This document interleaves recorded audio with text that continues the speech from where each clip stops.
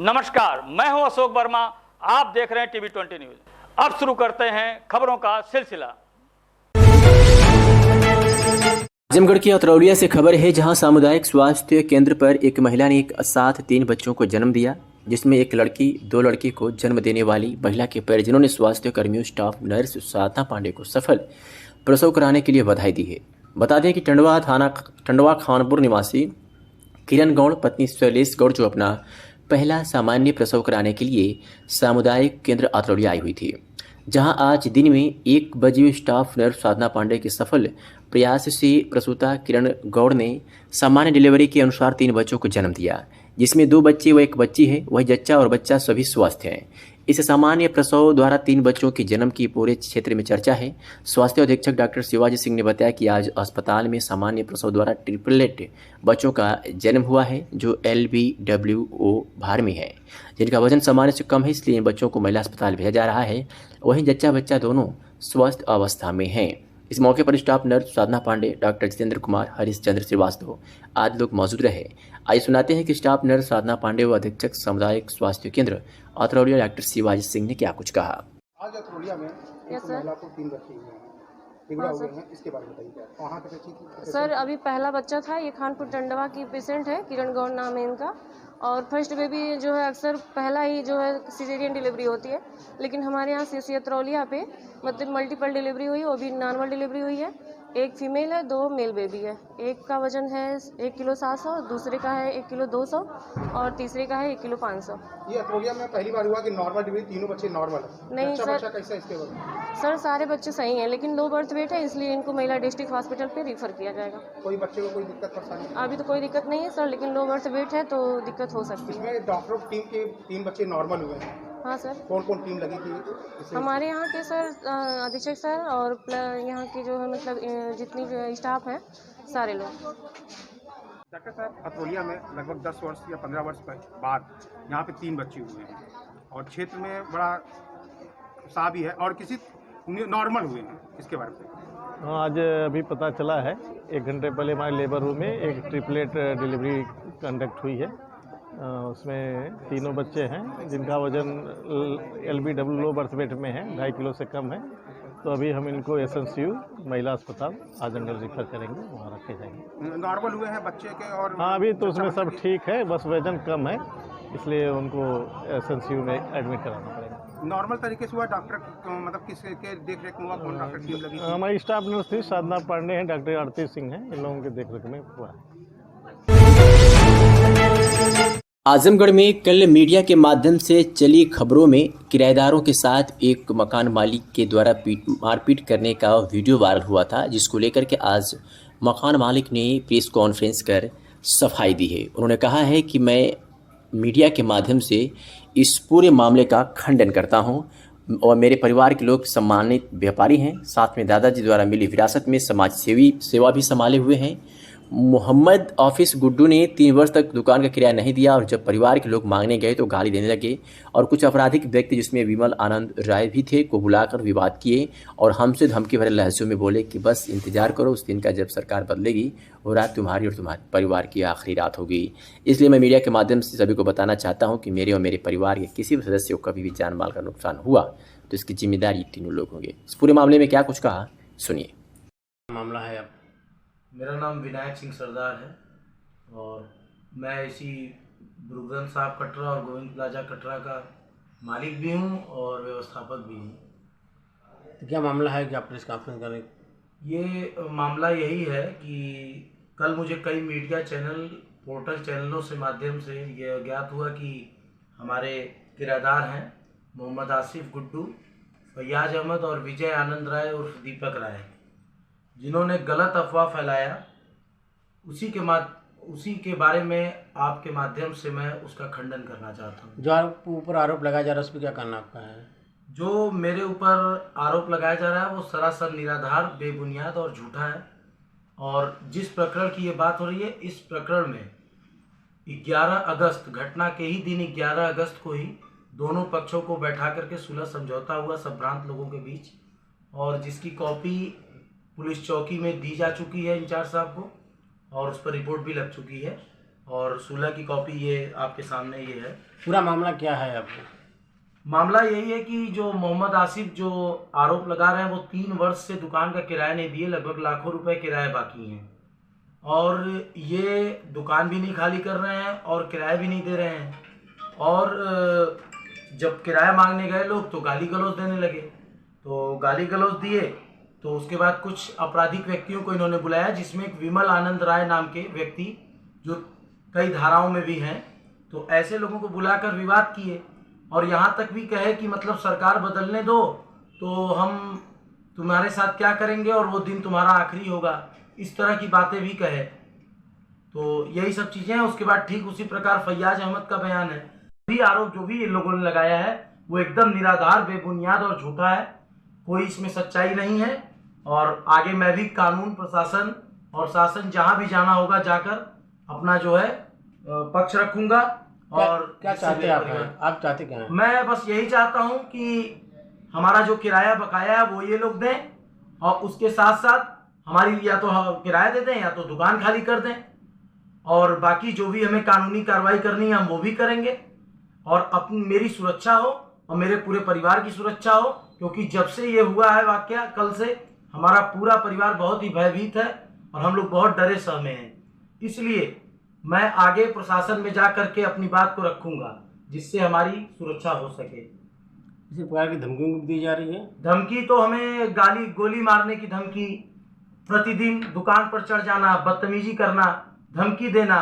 और ये विजय आनंद राय, गोपाल जी राय और विमल आनंद राय, इन लोग से मैटर किसी और चीज का है। ये लोग अनानाहक हमारे किराएदारों के मैटर में इंटरफेयर करके और अनानाहक गोली मारने की धमकी देते हैं और जब होता है कहते हैं कि हम सरकार बदलने दो, तुम्हारा ये कर देंगे वो कर देंगे, जिंदगी भर सरकार नहीं रहेगी। मैं भी एक सामाजिक कार्यकर्ता हूं और मेरे दादाजी स्वर्गीय बाल गोविंद सिंह जी जो शहर के बहुत ही प्रतिष्ठित समाज सेवियों में उनकी गिनती होती थी, उन्हीं की सामाजिक विरासत हमें मिली है जो हम समाज सेवा करते हैं। मैं एक समाज सेवी कार्यकर्ता हूँ और बस यही है। मामले क्या है? मामला किराए का यही है, काफ़ी दिनों से, कई साल से, 2-3 साल से ये चल रहा प्रकरण और इन्होंने आज करेंगे कल करेंगे, उसके बाद इन्होंने धमकी देना शुरू किया और कई लोगों से आकर के दुकान पे भी बदतमीजी की। फिर उसके बाद हम लोग जब भी जाते हैं उनके यहाँ बात करने तो ये बार बार गाली गलौज से ही बात करते हैं और इनके 3-4 लोग हैं वो फटाक से आ जाते हैं, जैसे विजय आनंद राय और विमल राय और ये सब राय साहब के, गोपाल राय के जानकारी में सारी चीज़ें होती हैं। और इसमें ये क्या नाम है, फैयाज अहमद है, उनके यहाँ 2.5-3 लाख रुपया बाकी है। ये भी किराया न देने की स्थिति में है, जब भी बुलाया जाए तो गाली फक्कर देते हैं, मार झगड़े की बात करते हैं। और यहाँ तक कि ये तकिया और पहाड़पुर से, कसाईबाड़े से लोगों को बुला करके हमको धमकी दिलवाते हैं। रास्ते में चलना दुर्भर होता है, अज्ञान लोग आकर के हमसे कहते हैं कि ये काम कर दो नहीं तो तुम्हारा काम हो जाएगा। अच्छा, ये मामला कभी कोई पुलिस चौकी में गया था? हाँ, पुलिस चौकी में गया था। पुलिस चौकी में इस मामले को लेकर के सुलह हुआ है। ये सुलह कापी है। ये सुलहनामे में क्या हुआ था? सुलहनामे में ये हुआ था कि अदालत से इनकी जो कि किराएदारी बनेगी। अब आप क्या चाहते हैं? हम यही चाहते हैं कि अगर ये किरायानामा बनवा लेते हैं तो ठीक है, नहीं तो ये हमारी दुकान खाली कर दें। हम लोग पूरा परिवार प्रताड़ित हैं और इस स्थिति में हम लोग इतना प्रताड़ित हैं कि दुकान तो दिया जाता है 2 पैसा कमाने के लिए, हम लोगों को का भी आसरा उसी से सब कुछ चलता है। क्या दबंग टाइप के आदमी लोग ये लोग हैं? हाँ, ये लोग पूरे दबंग टाइप के हैं और माफिया टाइप के हैं। इन लोगों का रिजल्ट भी लिया जाए तो, निकाला जाए तो, खंगाला जाए तो मिल सकता है। तो ये लोग काफ़ी अंदरूनी, ये लोग खाली नहीं कर रहे हैं आपका? हाँ, ये लोग खाली नहीं करेंगे और न करने की बात करते हैं। धमकी इतना ज़्यादा देते हैं कि हम लोगों को रात भर पूरे परिवार को परेशान होना पड़ता है। जिसकी वो क्या नाम, हमने कोतवाली में भी दिया एक बार, कोतवाली में भी इनकी बातें हुई।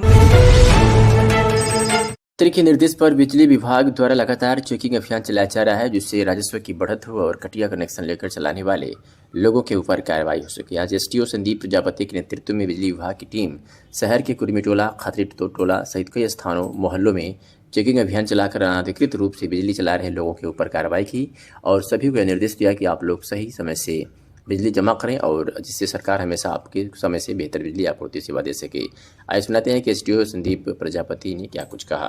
ये अभियान कहाँ तक जाएगा? ये अभियान आपके पूरे मोहल्ले में चलेगा। जो भी बकायेदार हैं, चोरी कर रहे हैं, उनकी लाइन काटी जा रही है, विधिक कार्रवाई भी की जाएगी। अब तक कितने लोगों पर हुई? अभी तक 2 लोग की लाइन काटी गई है, अभी आगे और पूरा नाम क्या है? मेरा नाम संदीप प्रजापति, उपखंड अधिकारी प्रथम नगर।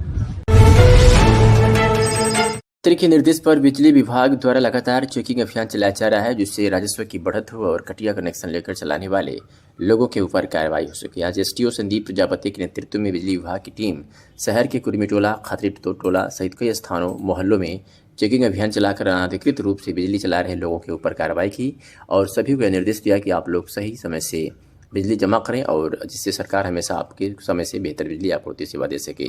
आइए सुनाते हैं कि एसडीओ संदीप प्रजापति ने क्या कुछ कहा। सर आपका नाम? संदीप प्रजापति। हेलो, क्या दिक्कत है भाई? मीटर लगने दीजिए, जुड़ेगा तब तार, ऐसे मत चलवाइए। अरे नहीं, ठीक है, कल आइएगा, पैसा जमा करके जुड़ जाएगा। इसमें हमारे पास पावर नहीं है इसी, ठीक है।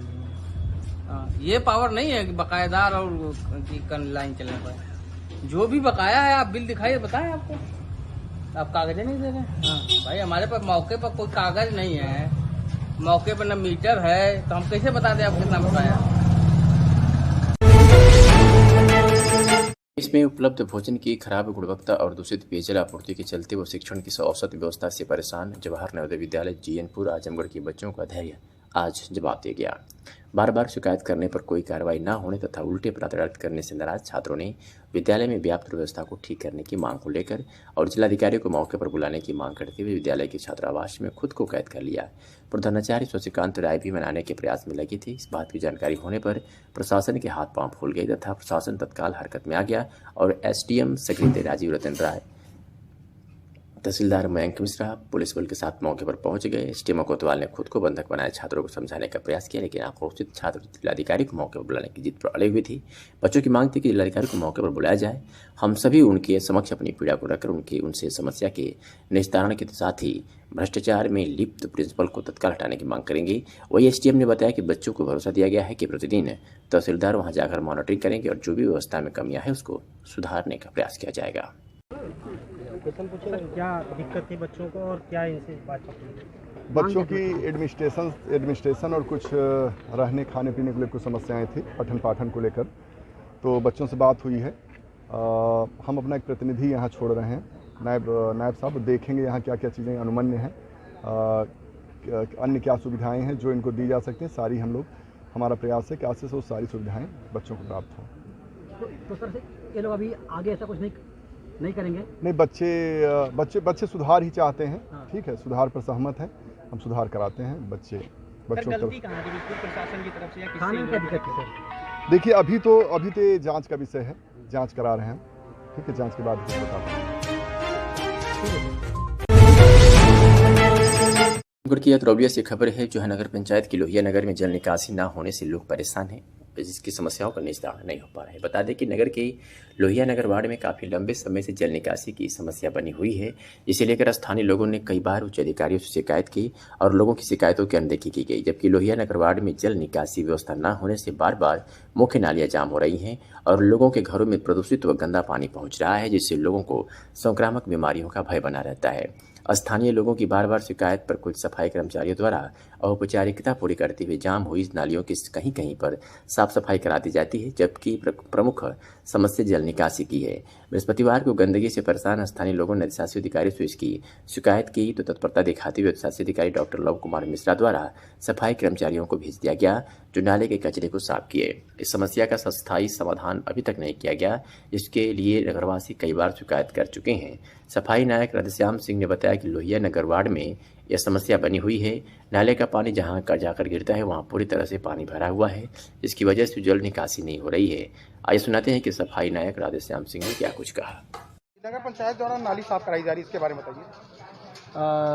जो बरसात की वजह से जो गढ़ी है, जाम है, पानी खींच नहीं रही है, तो नाली जो सप्लाई होती है, सप्लाई चलती नाली भर जाती है। वर्षों से खराब है इस तरह का? कई वर्षों से लगता है? अरे कई वर्षों थोड़ी लगा है, मतलब जो है अब आज जो ओवरफ्लो हो गया था, उधर समरसेबल का पानी सब खोल दिए और जो है सप्लाई भी चलती है। अगर ही जो है अवब है, पानी टाल नहीं रहे थे। पानी का जल निकासी व्यवस्था किधर है? जल निकासी का इसका व्यवस्था जो गढ़ई है, गढ़ई में इसका पानी जाता, गढ़ई जो भर गई है। तो आज ये नाली कहाँ से कहाँ तक साफ होगी? ये जो है प्राइमरी स्कूल से लेकर असित पत्रकार होते हुए वो सब्जी मंडी तक होगी। यहाँ के लोगों का आरोप है कि कई वर्षों से ये स्थिति खराब है, नालियाँ जाम है। नहीं, नाली नीचे है, नाली ऊपर करवाने के लिए मांग रही है। तो क्या कर रही है? तो इसको जो है वो लोग करेंगे, हम तो करेंगे नहीं। हमारा काम साफ सफाई कराना, हम साफ सफाई करें। निजामाबाद पुलिस ने किशोरी के साथ दुष्कर्म करने वाले आरोपी को गिरफ्तार किया है। तो वहीं दीदारगंज पुलिस ने भी लड़की को बेला फुसलाकर भगा ले जाने वाले अभियुक्त को गिरफ्तार किया। बता दें कि एसपी अनुराग आर्य के निर्देश पर अपराध व अपराधियों पर नियंत्रण हेतु जारी अभियान के तहत निजामाबाद और थाना दीदारगंज की पुलिस को सफलता हाथ लगी है और निजामाबाद पुलिस ने किशोरी के साथ दुष्कर्म करने वाले आरोपी को गिरफ्तार किया है, जिसका नाम शमशेर पुत्र साधु है। और दीदारगंज पुलिस ने भी बेला फुसलाकर भगा ले जाने वाले अभियुक्त को गिरफ्तार किया है। आजमगढ़ के सरायमीर थाना क्षेत्र के खानकाह में गर्भवती महिला के शव को 8 दिन बाद जिलाधिकारी के आदेश पर कब्र से खोदकर पुलिस ने पोस्टमार्टम के लिए भेजा है। ज्ञात हो कि दुर्गावती पत्नी जियालाल ग्राम माधोपट्टी थाना निजामाबाद आजमगढ़ ने सरायमीर थाना में तहरीर दी है कि मेरी 23 वर्षीय पुत्री दीपिका का विवाह 20 अक्टूबर को राजभवन पुत्र बेचू ग्राम खानका थाना सरायमीर आजमगढ़ के साथ हुआ था। लड़के के ससुराल के लोग दहेज की मांग कर रहे थे। मैं दहेज देने में असमर्थ जताई उस पर मेरी गर्भवती पुत्री को ससुराल के लोग बुरी तरह मारपीट कर अस्पताल में भर्ती करा दिए। उसकी 10 अगस्त को मौत हो गई। मेरे घर पर कोई नहीं था। मैं लड़की के घर पहुंची तो वहाँ मौजूद लोगों ने जबरन कहा कर उसके शव को दफन कर दिया कि उसके पेट में बच्चा है। पीड़ित महिला की तहरीर लेकर पुलिस ने अपराध दर्ज कर मुकदमा दर्ज कर जाँच कर रही थी। मृतक की माँ दुर्गावती शव को कब्र से निकालने कर पोस्टमार्टम के लिए जिलाधिकारी आजमगढ़ विशाल भारद्वाज को प्रार्थना पत्र दिया। जिलाधिकारी महिला के प्रार्थना पत्र को संज्ञान में लेकर शव को खुद निकालने का आदेश दिया और अब पोस्टमार्टम रिपोर्ट आने के बाद आगे कार्रवाई की जाएगी। दिनांक 13/8/2022 को थाना सरायमीर पर मुकदमा अपराध संख्या 159/22 धारा 304B व 498A IPC व 3/4 दहेज प्रतिषेध अधिनियम पंजीकृत हुआ था, जिसमें मृतका दीपिका की मृत्यु दहेज हत्या के कारण होना बताया गया था और बताया गया था कि उनके ससुराल जनों द्वारा उस लाश को दफना दिया गया है। श्रीमान जिला मजिस्ट्रेट आजमगढ़ के आदेश पर उक्त शव को तहसीलदार मजिस्ट्रेट निजामाबाद द्वारा निकलवाकर पंचायतनामा करके सबको हत्या का वास्तविक कारण जानने के लिए, मृत्यु का वास्तविक कारण जानने के लिए पोस्टमार्टम हेतु जिला अस्पताल रवाना किया। जो भी उसमें रिपोर्ट आएगी उसी अनुसार कार्रवाई धन्यवाद। में पुलिस द्वारा हल्थाना हल्दी अंतर्गत मिली एक अज्ञात युवती के शव की पहचान करते हुए घटना का अनावरण कर दिया गया है। मानसिक रूप से प्रताड़ित कर मृतिका को आत्महत्या हेतु विवश करने वाले 2 अभियुक्तों को गिरफ्तार किया गया है। बता दें कि इस मामले में राजकोट नगर एसपी बलिया ने विधिवत जानकारी दी है, सुनिए। कल थाना हल्दी के ग्राम सभा गंगापुर में एक अज्ञात युवती का शव मिला था नदी किनारे। शव की पहचान करने के लिए टीम का गठन किया गया था और शव की शिनाख्त बाद में अंशु पटेल नामक एक लड़की के रूप में हुई थी, जिसकी पहचान करते हुए जब उसके घर वालों के पास गए तो उसके घर वालों ने जनपदीय पुलिस को दिग्भ्रमित करने की कोशिश की। उनको जब शव की फ़ोटो दिखाई गई तो उनके द्वारा बताया गया कि वह इस लड़की को नहीं पहचानते और उनकी बिटिया जो है अपने मामा के घर गई हुई है। मामा के घर जाकर के जब पूछताछ की गई तो पता चला कि बिटिया मामा के घर नहीं गई थी। इसमें जब फर्दर तफ्तीश की गई तो पता चला कि जो माँ बाप हैं उन्हीं के द्वारा उनकी बिटिया के शव को वहाँ पर ले जाकर के रखा गया था। इसका कारण जानने पे ज्ञात हुआ है कि लड़की का अपने माँ बाप से किसी चीज़ को लेकर के परिवार में विवाद हुआ था, जिसके क्रम में लड़की ने रात में आत्महत्या कर ली थी।